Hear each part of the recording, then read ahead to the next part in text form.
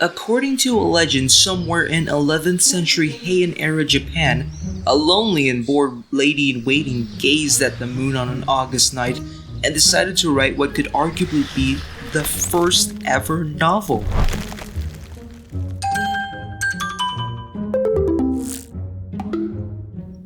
But what is a novel exactly?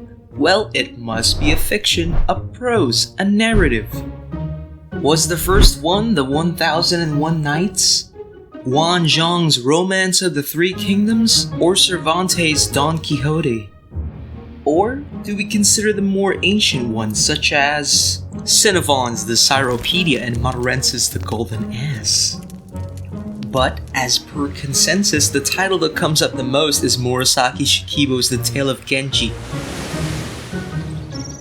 The tale recounts the stormy romantic life of Hikaru Genji, son of Emperor Kiritsubo, and of a low-ranking concubine called Kiritsubo Consort.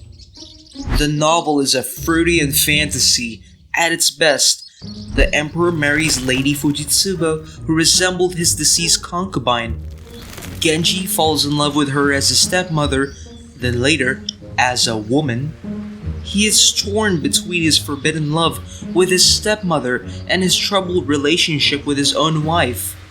He kidnaps the young Murasaki, her stepmother's niece, educating her to be like Fujitsubo. At the same time, he impregnates Fujitsubo. Genji and his wife reconcile, but the latter dies soon after. Genji finds consolation in Murasaki, whom he then marries. Life happens and the tale ends abruptly.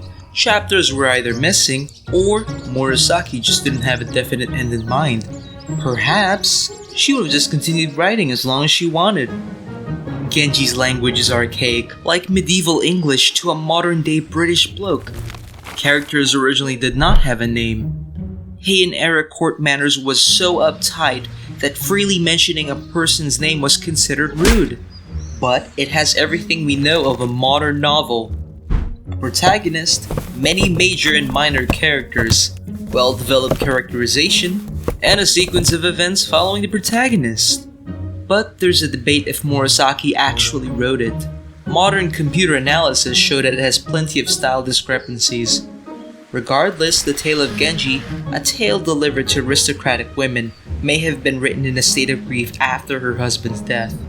She wrote in her diary, "For some years I had existed from day to day in listless fashion. The thought of my continuing loneliness was quite unbearable." Murasaki began serving Empress Shoshi at the imperial court in 1005. When she became empress, Shoshi courted outrage for having screens decorated with Chinese script, a language she learned from Murasaki.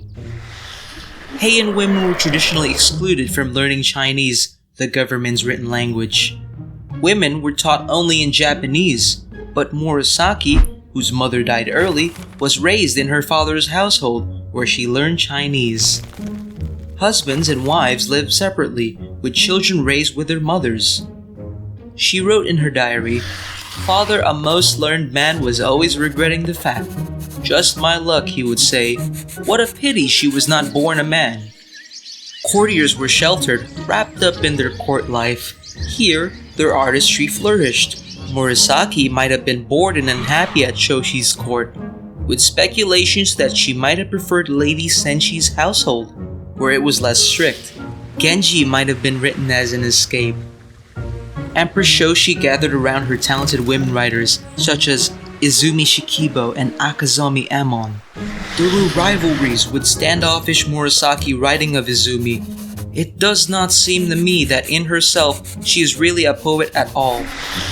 The tale of Genji reflected the development of Japanese writing in a period where it was transitioning from an unwritten vernacular to an actual formal language. The work was written in kana, a true Japanese script, developed in mid to late 9th century. Mono no aware, or the awareness of impermanence, is the main theme of the tale of Genji, a term written over and over 1,000 times in the tale, but the term certainly doesn't describe the novel's status, a work that has gained permanence in the realm of classics.